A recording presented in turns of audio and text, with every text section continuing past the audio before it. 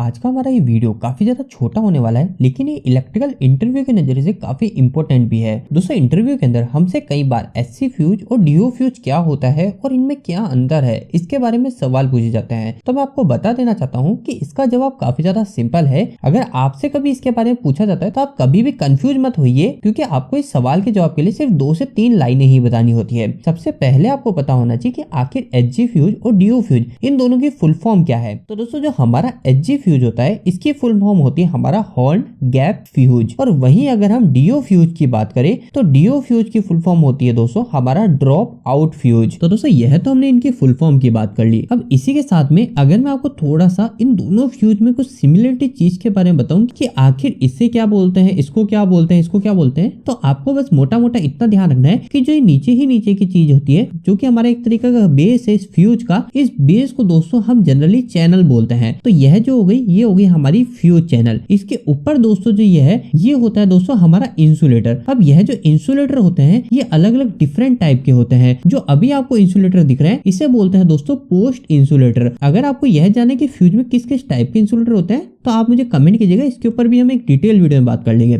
अब हमने post insulator और चैनल के बारे में जान लिया। अब इसके ऊपर जो ये चीज बचती है इसे दोस्तों हम बोलते हैं कैरियर। अब चाहे आप इसे देखें या इसे देखें, इन सभी चीज को हमारा कैरियर ही बोला जाता है। तो आपको बेसिक इंटरव्यू के लिए सिर्फ इतनी ही बातों का ध्यान रखना है एक फ्यूज की कंस्ट्रक्शन के अंदर। दोस्तों, मैं आपको एक बात और बता देना चाहता हूँ, कई लोग क्या गलती करते हैं, कई लोगों को बेसिक जवाब पता होते हैं, उनको पता होता है कि एचजी फ्यूज का क्या मतलब है, डीओ फ्यूज का क्या मतलब है, लेकिन वो इसका जवाब इंटरव्यू में बताते नहीं है। वो सोचते हैं कि रिपीट में और भी कई सारे क्वेश्चन पूछे जाएंगे। तो मैं आपको बता दूं, अगर आप डिफिकल्ट इंटरव्यू भी देखोगे ना, उसमें भी आपसे कभी भी ऐसे हार्ड क्वेश्चन नहीं पूछे जाते, उसके अंदर भी आपके बेसिक चीजें ही पूछी जाती है। कई सारे लोग सोचते हैं कि उनसे इस तरीके से सवाल पूछेंगे जैसे कि हमारा एक फ्यूज और दूसरे फ्यूज के बीच में कितने mm का डिस्टेंस होना चाहिए। तो दोस्तों, इतने जो क्रिटिकल जो क्वेश्चन होते हैं ये बहुत कम केस में, बहुत ज्यादा अगर आप सीनियर पोस्ट पे जा रहे हैं तो ही पूछे जाते हैं। तो इसलिए आप घबराए मत कीजिए, आपको जितना जवाब आता है आपको उतना जरूर से बता देना चाहिए। तो अभी तक तो हमने कुल 2 चीजें ही जानी, एचजी फ्यूज की full form horn gap fuse होता है और डीओ फ्यूज की फुल फॉर्म होती है हमारी ड्रॉप आउट फ्यूज। इसके बाद में दोस्तों जो हमारे फ्यूज होते हैं, फ्यूज कहाँ लगे होते हैं, तो सभी को पता है हमारे जो फ्यूज होते हैं ये फ्यूज लगे रहते हैं हमारे ट्रांसफार्मर से पहले। ये ट्रांसफार्मर से पहले इसलिए लगाए जाते हैं ताकि हमारे ट्रांसफार्मर के अंदर कोई भी फॉल्टी कंडीशन में ओवर करंट ना जाए, उससे पहले हमारा जो फ्यूज है ये फ्यूज हमारा ब्रेक हो जाए, यानी फ्यूज हमारे ट्रांसफार्मर को प्रोटेक्शन दे देगा। तो इसलिए हम फ्यूज पहले लगा देते हैं। इसके अलावा दोस्तों एक चीज आपको इन दोनों फ्यूज में जो डिफरेंस है वो पता होने चाहिए।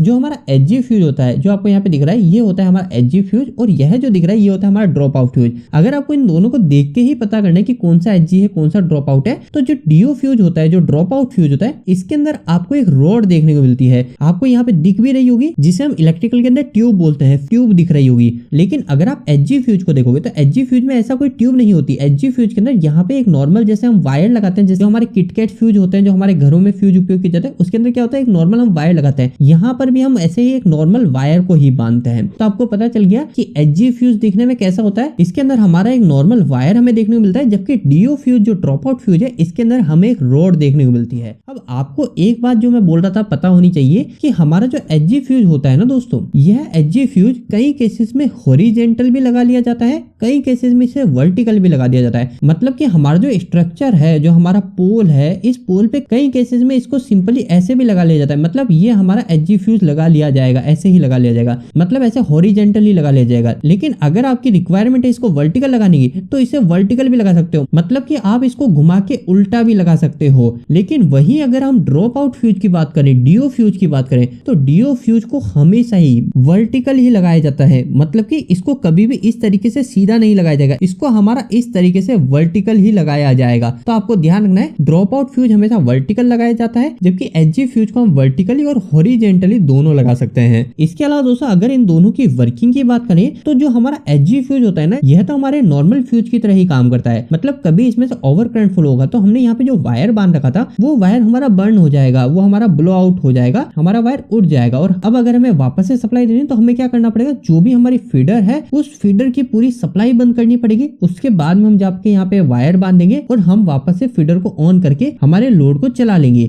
लेकिन वहीं अगर हम डीओ फ्यूज की बात करें तो डीओ फ्यूज के अंदर जनरली ऐसा नहीं होता। डीओ फ्यूज में थोड़ा अलग ये होता है, जैसे कि मैंने आपको बताया इसको हमारे वर्टिकली लगाया जाता है। तो इसको वर्टिकली लगाने के पीछे का जो मेन रीजन है वो यही है कि डीओ फ्यूज की वर्किंग थोड़ी सी अलग होती है। इसके अंदर जब कभी भी हमारा कोई नॉर्मल फॉल्ट आता है, थोड़ा सा ओवर करंट होता है, तो उस केस में हमारा जो फ्यूज ट्यूब है, ये फ्यूज ट्यूब खराब नहीं होती, यह फ्यूज ट्यूब ड्रॉप हो जाती है, गिर जाती है। तो अब जब ये इस साइड गिर जाती है तो हमारी लाइन तो ब्रेक हो जाती है, हमें पता चल जाता है कि हमारा ओवर करंट आ गया। लेकिन जब हमने हमारे फॉल्ट को सही कर लिया, उसके बाद में जब हम हमारी लाइन को चालू करना चाहते हैं तो हम क्या करेंगे, एक इंसुलेटेड स्टिक लेके आएंगे, एक लकड़ी स्टिक जो होती है वो लेके आएंगे, और उसकी मदद से हमारा जो ट्यूब है, जो ट्यूब हमारी गिर गई थी, ड्रॉप आउट हो गई थी, इसे हम वापस से लगा देंगे और हमारी जो लाइन है वो लाइन वापस से चालू हो जाएगी। तो ड्रॉप आउट फ्यूज का सबसे अच्छा फायदा यही होता है, हमें बार बार जो वायर बदलना पड़ता है फीडर को बंद करके, वो जरूरत नहीं पड़ती। लेकिन आपको एक बात पता होनी चाहिए कि कभी कुछ ज्यादा ही बड़ा फॉल्ट आ जाता है, कुछ ज्यादा ही मात्रा में ओवर करंट हो जाता है, तो उस केस में हमें ये फ्यूज ट्यूब को बदलना पड़ता है डीओ फ्यूज के अंदर भी। इसके अलावा भी दोस्तों डीओ फ्यूज और एचजी फ्यूज का एक और बेनिफिट जो हो जाता है वो हो जाता है कि कभी हमारा कोई फ्यूज उड़ता है, जैसे एचजी फ्यूज अगर उड़ता है तो एचजी फ्यूज के केस में मेरे को जो इन्वेस्टिगेशन करनी पड़ेगी कि हमारा फॉल्ट कहाँ पे आया, उस इन्वेस्टिगेशन के लिए मुझे बिल्कुल इस फ्यूज के पास में आके देखना पड़ेगा कि हमारा फ्यूज ब्रेक है या नहीं। दूर से तो मुझे पता ही नहीं चलेगा कि हमारा फ्यूज ब्रेक हो गया है, हम जब बिल्कुल पास आते हैं तभी हमें देखने को मिलेगा। लेकिन डीओ फ्यूज के केस में क्या होता है, यहाँ पर हमारी जो ट्यूब है ये ट्यूब गिर जाती है, ट्यूब ड्रॉप हो जाती है, तो इस वजह से हमें दूर से ही पता चल जाता है कि हमारा ड्रॉप आउट फ्यूज से सप्लाई ब्रेक हो गई है, हमारा फ्यूज ड्रॉप हो गया है। तो दोस्तों ये एक और बेनिफिट हो जाता है हमारा ड्रॉप आउट फ्यूज का